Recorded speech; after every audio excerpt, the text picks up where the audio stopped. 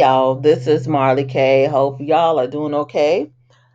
I got something I want to share with you. I found this is very interesting. One, because of the date. The date is October the 4th through the 5th.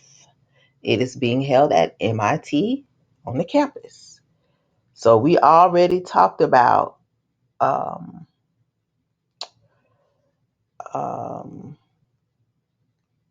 some of the things that are going to happen during this period, to include the National Emergency Test and Laudato Si 2.0 that's coming out, and it is also supposed to be an amplification of the climate agenda.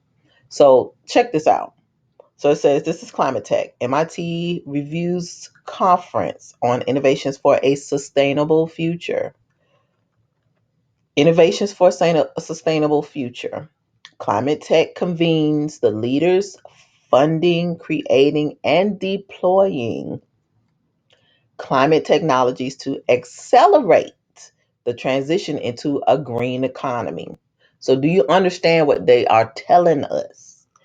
They getting ready to fast track this puppy. So, this is why I am placing emphasis on getting things in order. I don't know how long we're going to be here.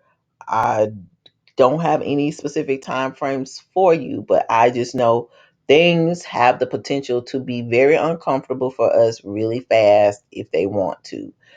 Apparently, too many of us are waking up, too many of us are pushing back, too many of us are telling the truth, and so they need to accelerate their plans.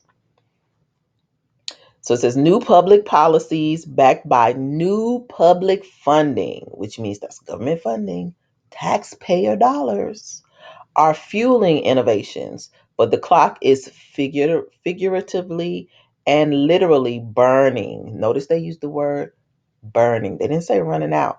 Burning. Earth is going to be destroyed by fire. Burning. Got it? Got it. Okay.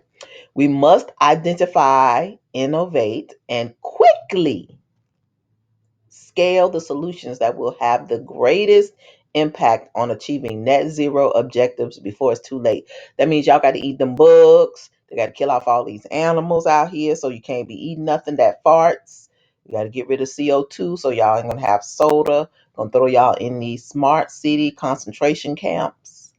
Um, Gonna yeet a bunch of us this fall with these new cootie bugs and baps they got a plan now, baby. Don't worry. And they're going to make sure the economy completely collapses so that we will be required to have their universal basic income, and they can usher in their mark for our lives. So these people are planning a meeting. That's what I'm trying to let y'all see.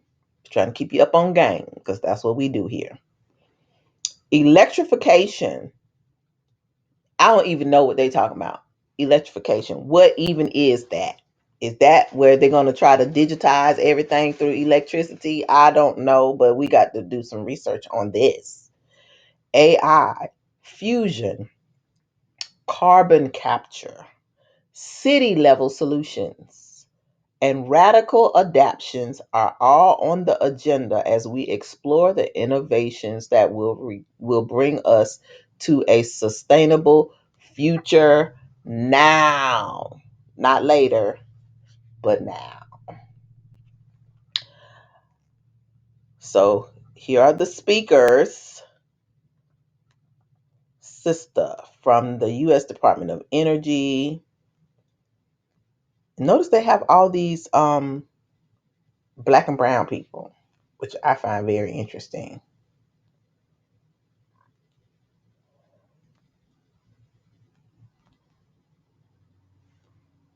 Um, let's see.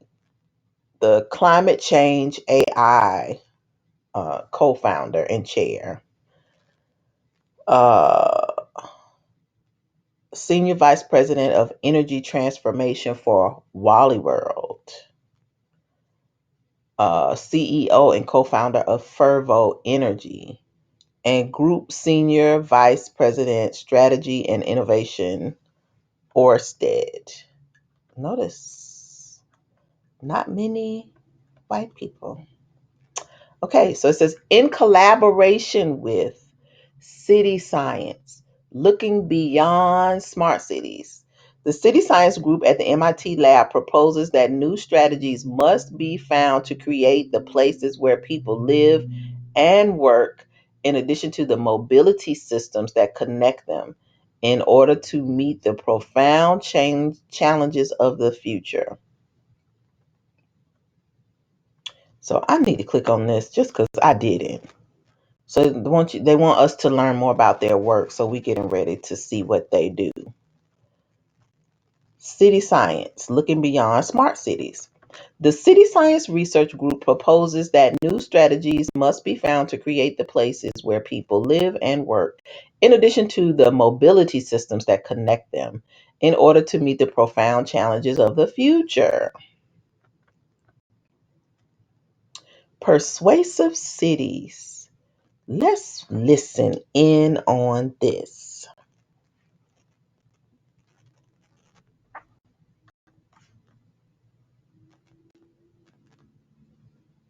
Hear anything? Good morning, everybody. I want to start with a number, 2.5. Now, we have lots of important numbers in our lives, but I think this may be the most important number for the planet over the coming decades. So what is 2.5? This is the yearly average carbon budget for every person on the planet through 2050 if we are to have an 80% chance of limiting global warming to 2 degrees Celsius. Now, a lot of people are still talking about 1.5 degree Celsius. I think that ship has sailed. It's hard enough to get to 2. I'd like to focus on that today. Here's another number, 17.19. This is what we calculate the average carbon emissions per person per year is for this area, for Kendall Square. And actually, this area does much better than most places in the US. Now, this is operational energy, carbon emissions generated in use, and it's also the embodied carbon to produce the materials and systems that go into products. So we ask ourselves, how can we get to 2.5 tons by 2030 in this area? Is it even feasible? And how can we establish our priorities? There's a lot of magical thinking out there about climate and solutions. So hopefully this is a bit of a reality check. The new IPCC report has a hint as to what we should look at. And I'll read you this quote that I pulled out of the report. Urban areas represent 67 to 72% of global emissions. How new cities and towns are designed, constructed, managed, and powered, meaning basically the whole process, will lock in. Now, the lock-in is important because that means it's very, very hard to change. Will lock in behavior, lifestyles, and future urban greenhouse gas emissions. We need action. All right, y'all heard that? They're gonna lock you in. Sound like prison, doesn't it? Okay. I would like to be taken up by Jesus by then. I don't want no parts of that. But for real, the cities are gonna be problematic. So if you're there, you really need to be trying to get out of them. At every different scale, from individual behavior change all the way to international agreements. We need that top-down government action. Carbon taxes, decarbonizing the grid. Underappreciated are those things that a city or a local community can do. These bottom-up community-scale interventions, that's what we're focused on. And it's really key because 90% of population growth from here on out will take place in cities. How they know? How do they know? You know how they know? Because they're going to burn some places down and shuffle people to the places where they built up so that you could be stuck in those apartments with the free internet and your free computer, your cameras everywhere, the Wi-Fi trash cans that monitor everything you throw away, all the facial recognition stuff. These smart cities are like ready to go live. And I don't think people realize how close they are. You see how sure and certain he is. Um, Keep in mind now, this is from 2022. It's 2023, almost 2024. So don't think by any means that they don't have this stuff ready, or it's one reason why we need to go back into hibernation so that they can finish up their plans. They've already been laying all this broadband every place. And so here they are talking about these persuasive cities. Your behavior is going to be influenced. You are a social experiment in the making again. I mentioned something like 70% of global emissions come from cities, 90% of wealth creation, most of the jobs, et cetera, will be generated in cities. So again, this is where all the action is. Okay, so another thing, I'm sorry to keep stopping that. So if you're going to be employed, if you want to work, you're going to be forced to relocate to a city.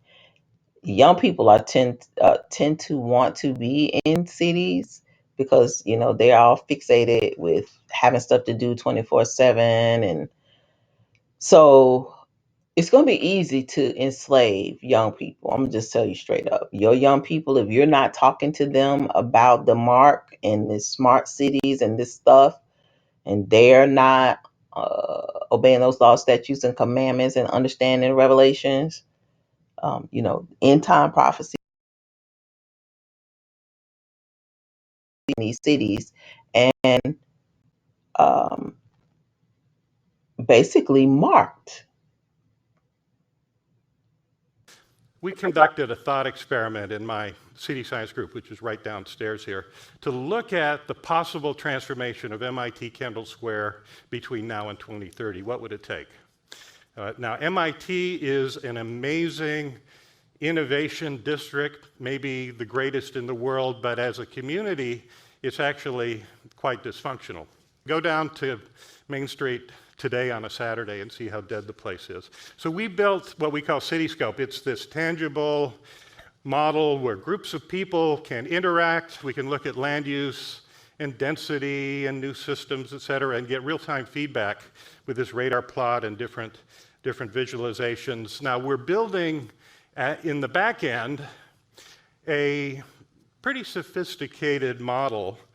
We think of it as our city science urban performance model. This looks a little overwhelming, but I'll just step you through a few of the elements. So up in the upper right, people living in the district, 9,800, people commuting in, 42,000 people, vast movement of people every day.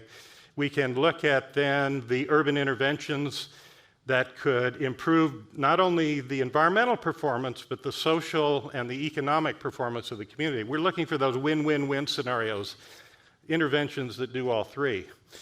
We can look at the improvement of energy consumption, CO2 emissions. We then have this fine-grained window through a radar plot into the various performance metrics.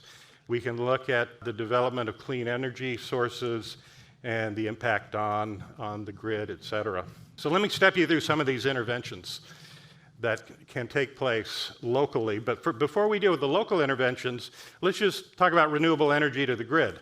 Now, there's a lot of talk about wind and solar. Very hard in this area to find enough land to power a district like Kendall Square. In fact, you cover every surface in Kendall Square, every rooftop with photovoltaics, hardly moves the needle because it's too high density. But we accepted the 2030 Massachusetts grid decarbonization roadmap. You can see solar going up a little bit. So let's just accept that by 2030. And we're starting with 17.19. What does that do? Takes us down to about 15.81. It helps. We'll take it. Okay, electric vehicles. Now we have the MIT Transportation Survey. We know where people live. We know where they work, their commuting mode. And we said, now what if every person commuting in drove an electric vehicle by 2030?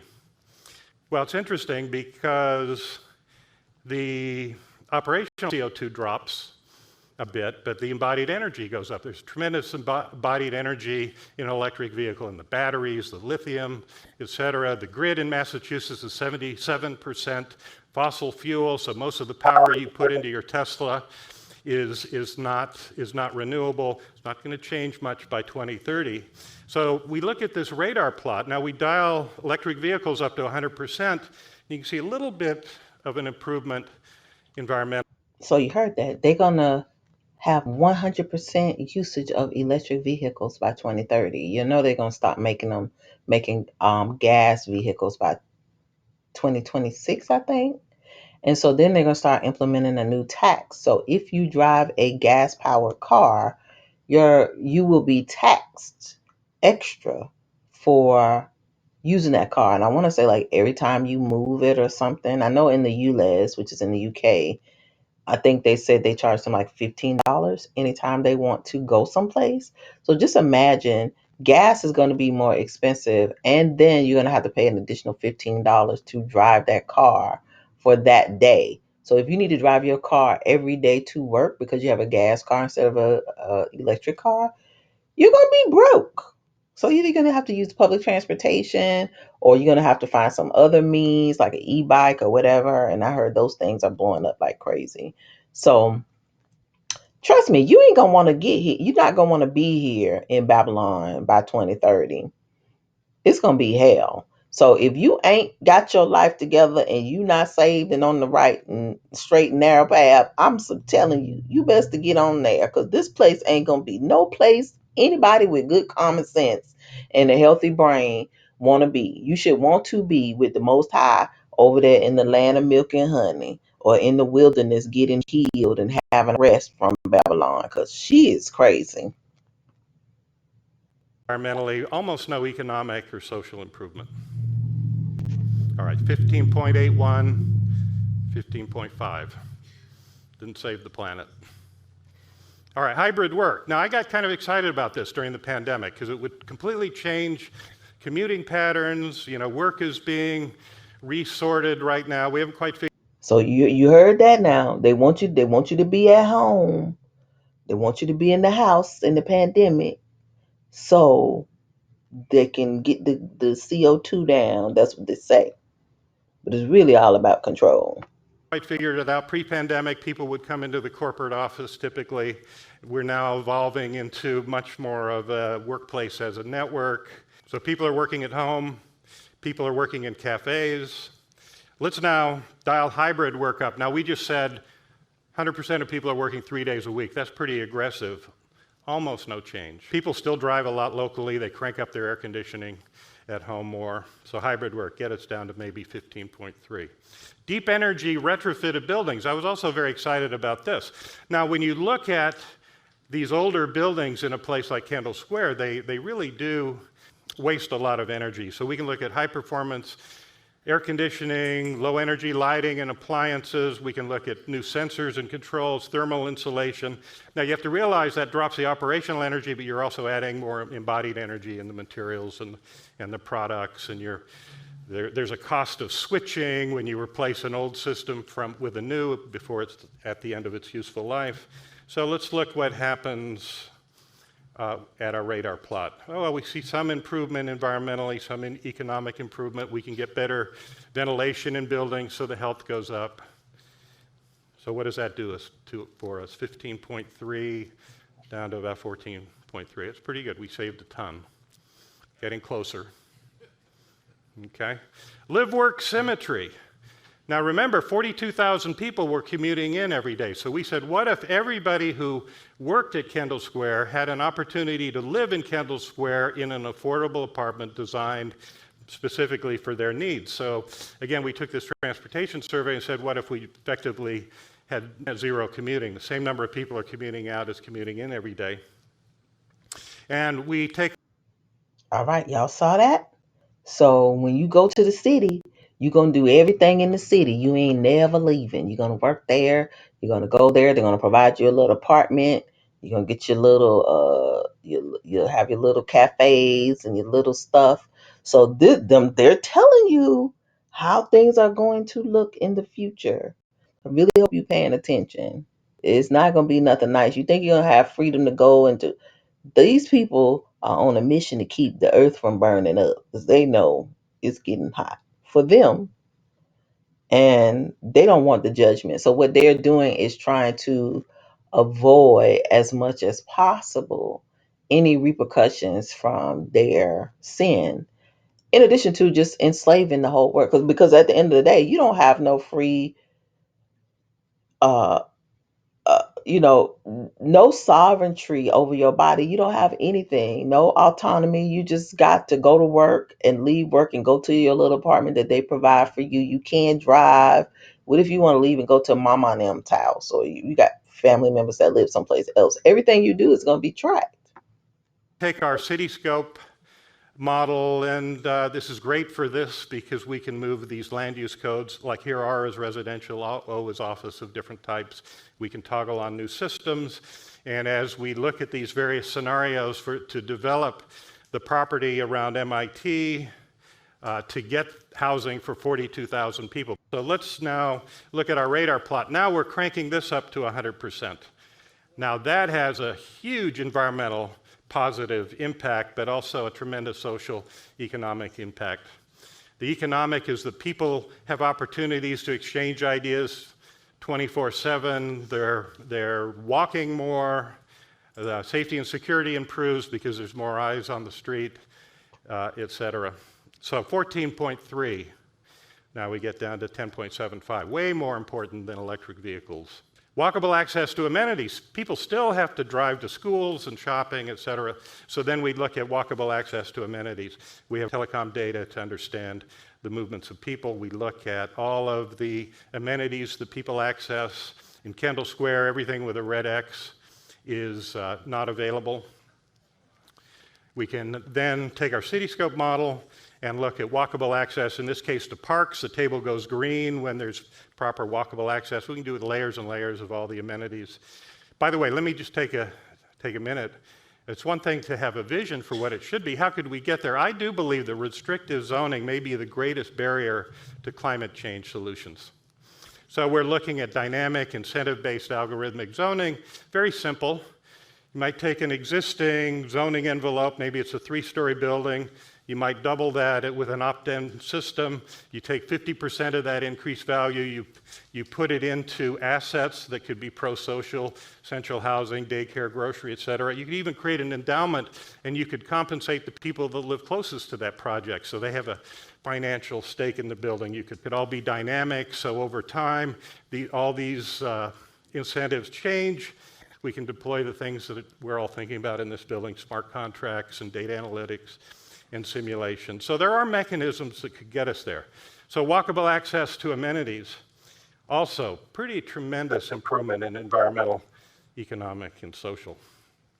10.75, we go down to something like 8.54. Hyper-efficient places of living. So we've been working on these compact apartments for many years. We launched a company. Y'all see this now? They got a little tiny apartment. You're gonna be living in a cardboard box, eating 3D meat and bugs, walking to work in your little apartment. So like they have planned your whole life out for you.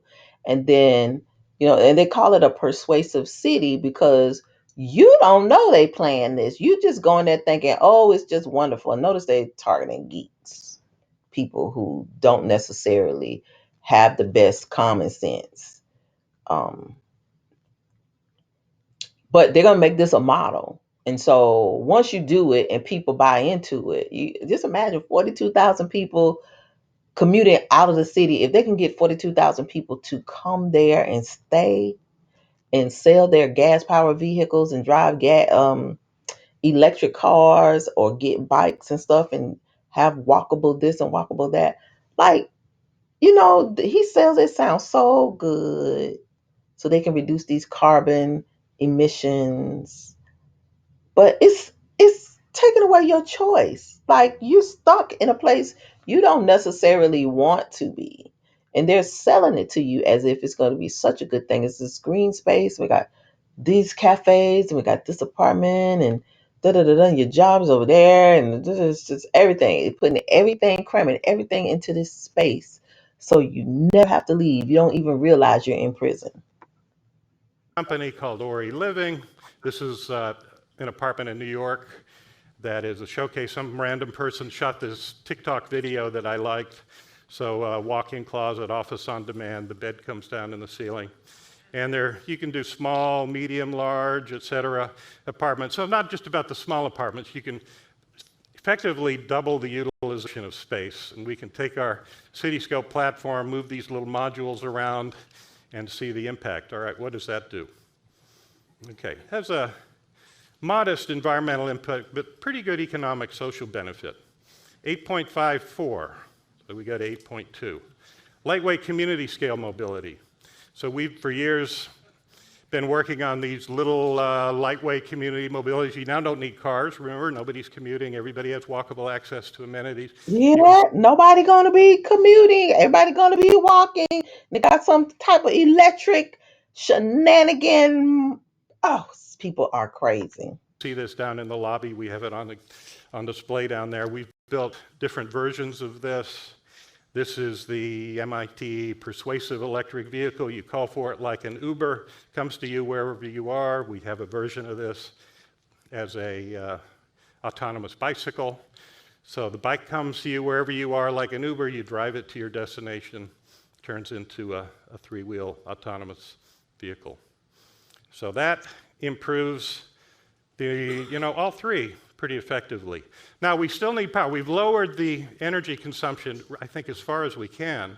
Solar is not really viable, I don't think, in the short term, so low carbon, high density community power.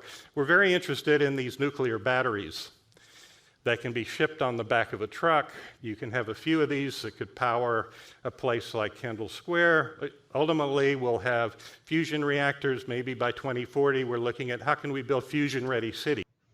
By 2040, I hope y'all been came through and done what he gonna do. Cause this just don't even make any sense at all. Esau them crazy. I'ma just go ahead and put it out there for you. Esau and them, they are crazy. Anything to be God, anything to go against what is natural. This living, all this stuff is just not even natural. And it's just wasting more resources, wasting more materials of the earth when it's not even necessary. Cities. So we have all of the infrastructure in place, you just replace the heat source when we're ready. So that brings us up pretty significantly in terms of energy. So we go from 8.17 to 7.33, low carbon diet, local production, typical American diet, 2.8 tons of carbon per person a year. That's more than the total goal, right? We might be able to bring it down to something like 1.4. How might we do that? Using hydroponics, aeroponics. This is a prototype from our lab that was, again, right downstairs looking at hydroponic growth of vegetables. There's a whole explosion of automated food production systems. And we have lab-grown meat. There you And go. now we have in our radar plot. You heard that? Hydroponics. Your vegetables will be grown with zero sunlight, will be grown underneath light in your house, LED lights, and lab grown meat. You've seen it with your own eyes. A perfect circle. We have this community in harmony, but we're only down to 5.9. We've done all these aggressive interventions. What's left? Well, these are the local solutions, but we still need to look at things like air travel. I used to fly over an ocean every 3 or 4 weeks. I basically don't anymore. That might get us down to 4.13. The internet consumes a huge amount of power. If we can do that with zero energy servers, local manufacturing, all of that, but maybe we get it down to 2.5. I believe that we need to do a better job for preparing the planet for children, which is why I think we need to focus on these hyperlocal solutions to global warming. Since when they cared about children? They're gonna make the children eat fake meat. See how they sell you all kind of BS. I just can't even. But I'm gonna let y'all finish this video so I can get So done. thank you. So we stumbled across this, thankfully, But these people are crazy. I'm almost done, y'all. Okay, so the agenda overview.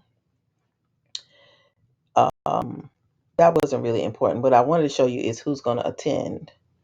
Amazon, Breakthrough Energy Ventures, Citigroup, City of Boston. So they're getting ready to show you like this MIT area probably is going to be a pilot. They've probably been working on this.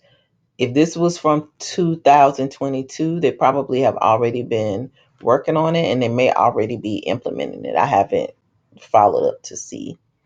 So FedEx, Gartner, Infosys, Schneider Electric, U.S. National Science Foundation, Ocean Section Head, the Rockefeller Foundation, and Siemens Energy. So you see how much it cost. $1,900 to attend in person and $495 to stream live. If you'd like to find out what they are talking about, you can pay the price and come back and report in to Marley K. I will go live if you do so. So you can have the floor and tell us what they talked about. But anywho, I just want to share this with y'all because it's another data point. It helps you understand where they are. Now, this was last year. This video, I want to say, was from, let's see, I want to say it was from 2022, October 2022. Let me see. They had a date at the bottom.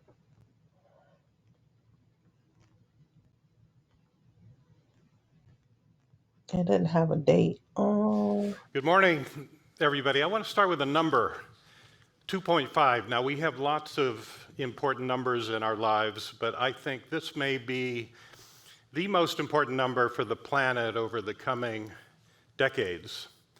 So what is 2.5? This is the yearly average carbon budget for every person on the planet through 2050 if we are to have an 80% chance of limiting global warming to 2 degrees Celsius. Now, a lot of people are still talking about 1.5 degree Celsius. I think that ship has sailed. It's hard enough to get to 2. I'd like to focus I don't on that know today. Here's exactly another when number, he 17.19. did this. I want to say I saw October 2022 on here. I know it was from 2022.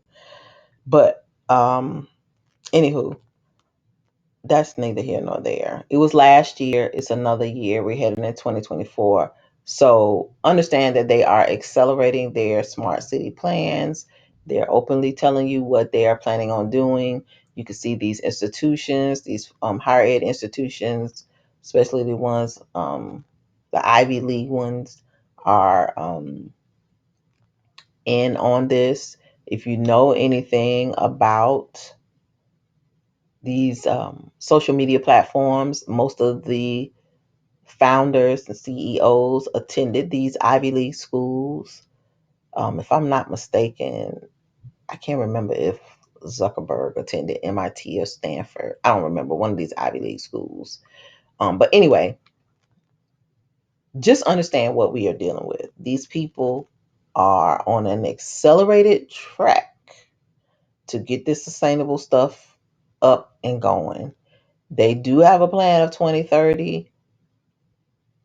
I honestly think a lot of these things are already ready to implement. And I think that we're going back into hibernation so that they can do the rest of what they need to do and accelerate their agenda because we are waking up. So I do think that they aren't as successful as they thought they would be because a lot of us are doing our job sounding alarms. Whether it's you're waking up the people, you're waking up true Israel, or you are, sharing present truth like they do on Prophecy Again TV and with SDA State Line. Um, a lot of the prepping channels, everybody is doing their part. Everybody got a lane. Everybody's doing what they should do, and it's awesome to see.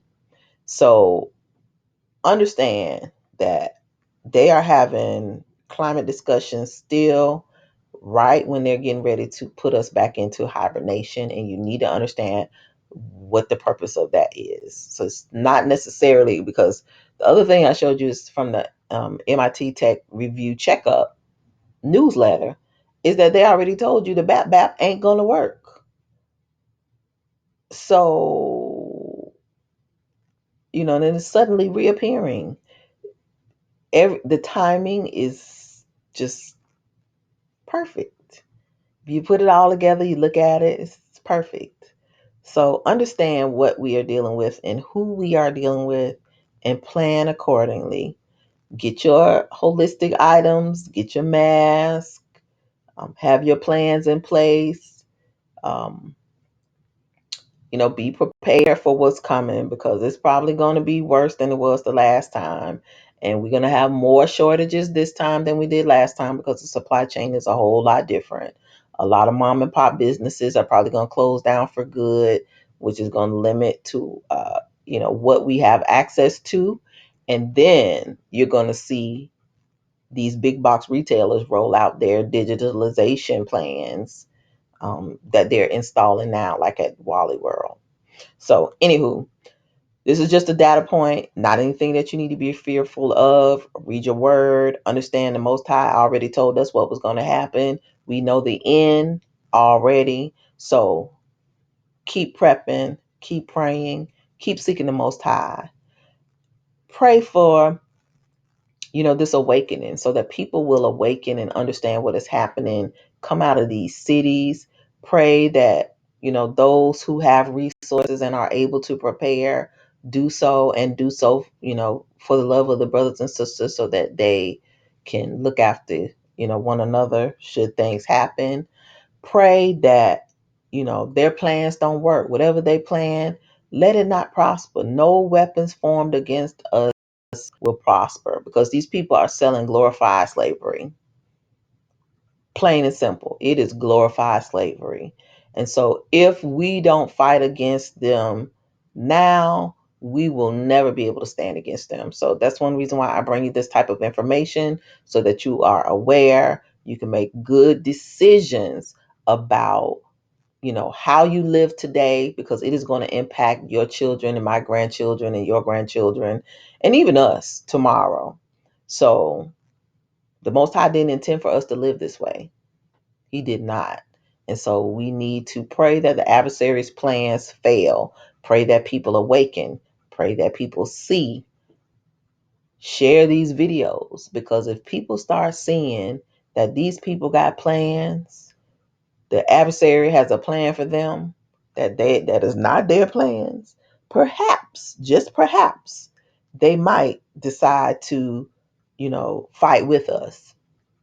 The more of us that fight and wake up, the harder it is for them to implement these plans because we can push back and we resist. So spiritually, we need to get our spiritual weight up. We need to be talking to the Most High regularly. We need to be connecting with Him. We need to read His Word. We need to obey those laws, statutes, and commandments. We need to keep the Sabbath. We need to cry out together corporately, regularly. We need to pray for one another because we all need strength to endure what's coming. I want to be found worthy so I can escape. I don't want to be here at 2030. I don't want to be here in the next year, really, because these people crazy. I don't want to go through another lockdown. I've enjoyed the time that we have been out of lockdown. I'm not looking forward to that. I'm not looking forward to having to deal with illness. I'm just not looking forward to it. I'm very tired, like a lot of us are. We're tired, and a lot of us are alone. So having to go through it in isolation also is no fun. So pray, cry out to the Most High so He can deliver us from this. I'm ready to go to the wilderness. I want to leave so bad.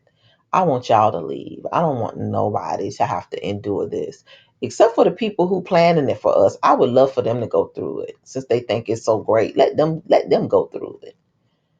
The rest of us, we need to escape. And I want the Most High to come collect us right away, directly. So, with that said, y'all, Like the video, share, subscribe to the channel. Hit that bell notification so that you will be notified every time I upload new content. Check the description for the links to Rumble and Odyssey. And please follow those channels because if I get suspended again, I won't be able to post to YouTube for 2 weeks. And this is my primary channel. I do have backup platforms, but I do not post to them regularly. And I may have to because we're being so heavily censored. But in the meantime, I'm going to continue to upload to YouTube. And my backup videos will also be on Odyssey. Lastly, I have social media. I'm on Instagram and Facebook. I do not post there regularly, but the links are in the description. I will post to those platforms should I get suspended. You can support the channel. Also, it is in the description. I do not receive any type of affiliate resources. I'm just a regular old one man show, which is why, sometimes the mic is good, sometimes it's not. I'm challenged. I'm old people. I'm auntie. Give me some slack. Cut me some slack, y'all. But I love y'all, which is why I'm doing this because I understand our people are being set up for failure, and I don't want us to fail. By any means necessary, we are going to succeed in beating this adversary. So our captivity is ending, and we got to endure to the end. So that is my goal to help us endure to the end. Get out of those cities. Cities are going to be death traps. Cities are going to be where they're going to enact their open air prison camps. And so they're going to sell it to you and your children as it's something so great, but it's really not going to be great. We already know how the dominant society does. They'll get you lured in, then they change the rules. So while you still have time to move freely, get out of the city. While you have time, find you something else to do that will be a benefit to the people in your new community. While you still can, continue to prep. Your money still has value. Buy food, buy water, buy the things that you will need because when the chaos starts, you will not be able to use anything. You won't be able to use your bank card. You won't be able to go to the store. The ATM not going to work. Your money probably going to be stolen. They're going to transition us to something else. So just understand what's happening. A lot of things are happening at one time, but I do not think it is a coincidence that all these activities are happening around October 4th, 5th, the national emergency broadcast testing, the Laudato Si coming out 2.0, this climate tech, and a couple of other things. A lot of big things are happening that particular week. And so just beware, be cautious, beware, and understand that the powers are trying to accelerate their agenda because we are waking up. So, hats off to you for waking up, but we got to keep our foot on their necks. We got to keep our eyes and ears open, and we got to keep crying out. This is Marty K. Love y'all, love y'all, love y'all, and I'm out.